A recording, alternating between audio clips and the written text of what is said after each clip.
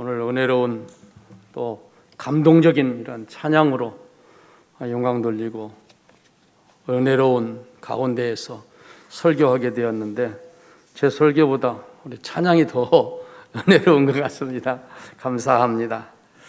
오늘 은혜가 충만한 이러한 온 세계 교회가 제20주년을 맞으면서 제1, 제2의 성전을 예배당을 건축하고 이렇게 오늘 입당 예배를 한 뒤에 또 장로님들과 집사님들 그리고 권사님들을 임직하는 172분을 또 더 세우는 이러한 거룩한 복된 시간에 제가 설교하게 된 것 먼저 하나님께 감사드리고 당회와 목사님께도 감사드리고 제 개인적으로는 큰 영광으로 생각합니다. 제가 다른 데에서 설교는 좀 해봤지만은 임직식 하는 임직자들 172명의 임직자의 설교는 제 생애 처음인 것 같습니다. 그래서 더욱더 감회가 깊고 은혜가 되고 있습니다. 아마 노회장이라고 하는 이 직분을 가지고 세워주신 것 같습니다. 제가 설교를 잘해서 설교의 단에 선 건 아니라고 생각을 합니다. 세상에서는 사람들을 불러서 쓰는 공통된 그러한 기준이 있습니다. 똑똑한 사람을 세상은 원합니다. 그렇기 때문에 많이 배워야 됩니다. 많이 알아야 됩니다. 건강한 사람을 불러 쓰기 때문에 질병이 없어야 돼요. 병에 걸리지 않아야 됩니다. 또 흠이 없어야 돼요. 전과자는 안 됩니다. 전과자는. 그런데 하나님께서 사람을 들어 쓰시는 이런 기준은 세상과는 전혀 다릅니다. 하나님께서는 내가 얼마나 더 많이 배웠느냐, 아느냐, 건강하느냐, 그리고 심지어는 내가 얼마나 더 깨끗하냐, 전과가 없느냐, 내 과거가 어떠냐, 인물 이런 거 묻지 않습니다. 사도행전 6장에 보면은 초대교회가 일꾼들을 세울 때에 믿음과 성령이 충만한 사람들을 세웠다고 했습니다. 오늘 온 세계 교회도 믿음을 모시고 교회 생활, 신앙 생활, 성령이 충만하다고 인정받고 칭찬 듣는 여러분들을 오늘 임직자로 세우게 된 줄 믿습니다. 한번 우리 따라서 하면 좋겠습니다. 나도 목사님의 자랑스러운 동역자가 되리라. 자랑스러운 동역자가 되리라. 할렐루야. 오늘 3절의 말씀을 보니까 너희는 그리스도 예수 안에서 나의 동역자들인 브리스길라와 아굴라에게 문안하라, 이런 말씀이 있습니다. 교회는 주님이 세우셨습니다. 베드로의 신앙 고백에 있듯이 교회는 반석 같은 믿음 위에 세웠습니다. 그리고 주님이 교회를 세우시고 목회자를 세웠습니다. 또 뿐만 아니라 목회자와 함께 일할 동역자들을 붙여주시고 세운 것을 믿으시기를 바랍니다. 본문에 나오는 바울은 주님께서 목회자로 불러주셨고, 본문에 나오는 브리스길라와 아굴라는 하나님께서 바울의 사역의 동역자로 세웠습니다. 오늘 교회의 일꾼들, 직분자들, 임직자들 모두가 다 하나님께서 동역자로 세우신 줄 믿습니다. 여러분들을 목사님의 자랑스러운 동역자로 세웠다는 사실을 다시 한번 믿을 수 있기를 축복합니다. 교회의 일꾼들은 사람들이 세우고 사람들이 버리는 그러한 것이 아니라 하나님이 세우시고 목사님의 동역자로 쓰신다는 사실입니다. 우리나라 얼마 전에 대통령도 선출해서 취임도 했고 또 지방자치단체장들이야 교육감이나 또 기초의원들도 선출했습니다. 모두가 나온 사람들을 보면 다 훌륭합니다. 그리고 후보자들도 모두가 다 자기가 적임자라고 합니다. 그런데 누가 뽑습니까? 아무리 내가 적임자라고 해도 뽑는 건 국민들이요. 국민들이 뽑아줘야 당선될 수 있습니다. 이것이 세상이요. 정치 세계입니다. 정치 세계는 사람이 뽑고 사람이 결국은 끌어내리는 것입니다. 그런데 교회의 목회자는 그렇지 않습니다. 사람이 뽑는 것이 아니요. 사람이 세우는 것이 아니고 하나님이 보내시고 세우는 줄 믿습니다. 교회의 모든 임직자들, 직분자들도 사람이 뽑아 세우는 것이 아니고 하나님이 직분을 주시고 세우십니다. 그 역사를 오늘도 이어가고 있고 오늘 172분의 임직자를 오늘 세우는 일 하나님이 세우시는 줄 믿습니다. 그래서 교회의 직분자가 되고 동역자가 되려고 하면 먼저 예수 믿어야 돼요. 교회에 와야 돼요. 그리고 예수님을 나의 구주로 믿고 하나님의 아들이시고 구세주이심을 믿고 신앙을 고백하고 세례를 받는 것이 기본이고 뿐만 아니라 믿음 생활, 신앙 생활 좋아야 세움받습니다. 예수님께서 12 제자를 세우실 때에도 그들을 불러서 제자로 가르치고 훈련하고 그리고서 제자로 세웠단 말이에요. 동역자로 세운 겁니다. 예수님의 제자들이 무슨 학벌이 있었습니까? 문벌이 있었습니까? 좋은 것도 아니었습니다. 예수님께 배웠기 때문에 역사의 길이 남는 자랑스러운 제자들이 되었고 동역자들이 된 것입니다. 이렇게 하나님께서는 여러분들을 오늘 온 세계 교회의 목회자, 목사님을 통해서 배우고 훈련받고 오늘 동역자로 세우셨다는 이 믿음 가지고 자랑스러운 동역자로 출발하는 오늘 이 시간이 될 수 있기를 주님의 이름으로 축복합니다. 국민들이 세운 일꾼은 항상 국민들의 눈치를 봐야 되고 국민들의 뜻을 따라야 되고 여론 정치머리에 이제 휩쓸리게 됩니다. 왜냐하면 그래야 한 표를 더 얻거든요. 그런데 하나님께서 세운 일꾼은 항상 하나님의 뜻이 무엇인지 분별을 헤아려야 됩니다. 어떻게 하는 것이 하나님을 기쁘시게 하는 것인지를 분별해야 돼요. 그것을 하려면 기도를 많이 하는 직분자들, 임직자들이 돼야 돼요. 그런데 여기서 팁 하나를 드립니다. 팁을 드린다면 기도를 많이 했다고 해도 임직자들이 교만하면 안 됩니다. 기도 많이 해서 내가 응답받았다고 해서 자기 마음대로 하면 안 됩니다. 기도를 많이 하셨지만은 해야 되지만은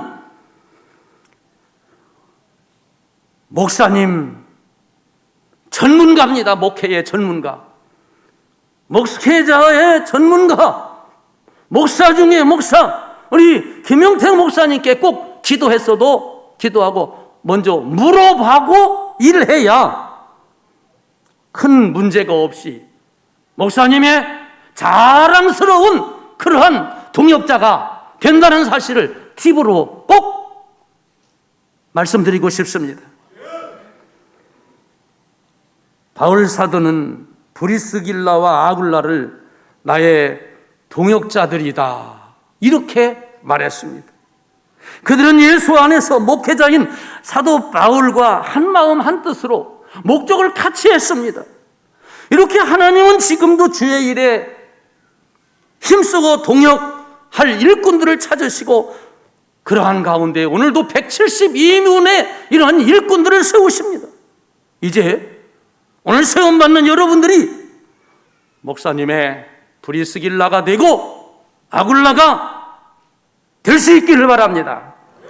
목사님의 동역자가 되어져서 목사님께 바울처럼 목사님이 크게 일할 수 있도록 여러분들이 자랑스러운 그러한 동역자가 되기를 바랍니다. 한 번 더 또 따라서 하겠습니다. 나도 목숨 걸고 자랑스러운 동역자가 되리라. 할렐루야. 그렇게 되기를 원한다면 다시 한번 크게 아멘 하십시다. 아멘. 브리스길라와 아굴라가 바울을 얼마나 사랑했는지 바울의 목회를 위하여 자기들의 집도 내놓을 뿐만 아니라 자기들의 목숨까지 내놓았는데 오늘 집 내놓으라고 하네.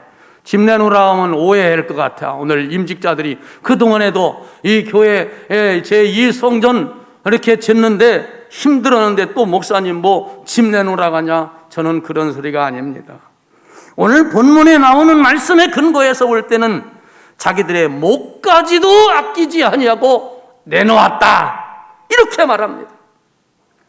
바울은 복음을 전하면서 수많은 어려움을 겪었습니다. 생명의 위협을 당했습니다. 그렇게 바울이 죽을 지경에 있는 상황에서 목숨 걸고 브리스길라와 아굴라가 구해줬다는 이야기입니다. 이 일들이 이방인들 교회에도 다 이제 알려져 가지고 오늘 본문에 보니까 주변에 이방인들의 교회들도 감사했다, 이렇게 기록되어 있지 않습니까? 여러분도 주의 일을 할 때에 한번 좀 나 임직자가 되었으니 이제 목숨 걸고 한번 내 생애에서 목사님의 충성스럽고 자랑스러운 동역자가 되리라고 하는 이런 결심을 가지고 출발하는 오늘 지금 이 시간 여기가 될 수 있기 바랍니다. 저는 이 말씀을 볼 때 바울이 참 부러웠어요. 얼마나 훌륭했으면 목숨을 내놓는 사람들이 있을까. 그런데 또 훌륭한 것은 바울만이 아니라 여기에 동역자로 기록되어 있는 브리스길라와 아굴라가 너무나도 위대해 보여요. 자랑스러운 동역자라는 사실입니다. 바울의 목회 사역에 이렇게 목숨까지도 내놓을 수 있는 자랑스러운 동역자가 있었습니다.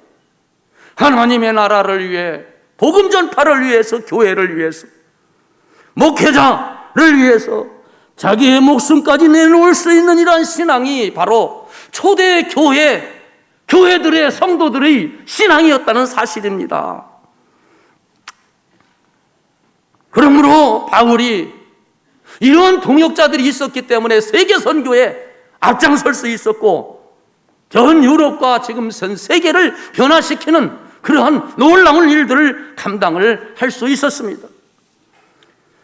제가 알고 있기로는 우리 김용태 목사님께서는 오늘의 이만한 대형 교회를 이루실 때까지 먼저는 하나님의 은혜였고 여러분들의 눈물과 기도와 헌신의 땀이 같이 묻어 있는 줄 압니다.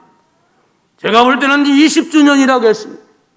교회 설립 20주년에 이러한 제1성전, 2성전 이 대교회를 세운 것은 세상에 이런 일이 있을 수 있습니까? 하나님의 역사가 아니면 이런 일이 있을 수 없습니다.